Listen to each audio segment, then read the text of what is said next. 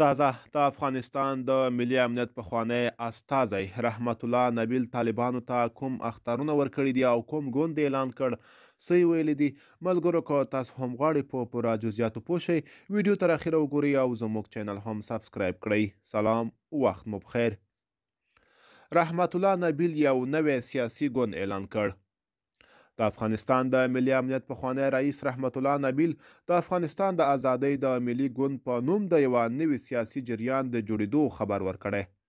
نبیل چې په بهر کې اوسیږي له خصوصي انټرنیټي تلویزیون امو سره په مرکه کې ویلي چې دا ګوند د هیواد د اراضي تمامیت یووالی او خپلواکۍ د ساتنې او د یو غیر متمرکز نظام د جوړېدو لپاره مبارزه کوي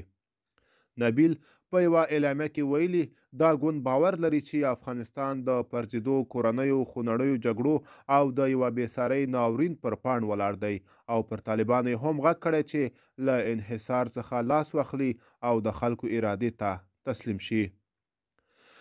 له دې مخکې څو نورو جریانونو او له هغې ډلې د افغانستان د ژغورنې لپاره د مقاومت عالي شورا د احمد مسعود په مشرۍ د ملي مقاومت شورا او د بهرنیو چارو د پخوانی وزیر محمد حنیف اتمر په مشرۍ د سولې او عدالت ملي حرکت هم د سیاسي فعالیتونو د پیل اعلان کړی دی ملګرو دا به زموږ چمتو شوی ویډیو که تاسو هم د دې ویډیو په اړه څه نظر لرئ موږ سره کمنټ کې ولیکئ د لا ښکلې ویډیوګانو لپاره موږ سره پاتې شئ تر بیا ښه وخت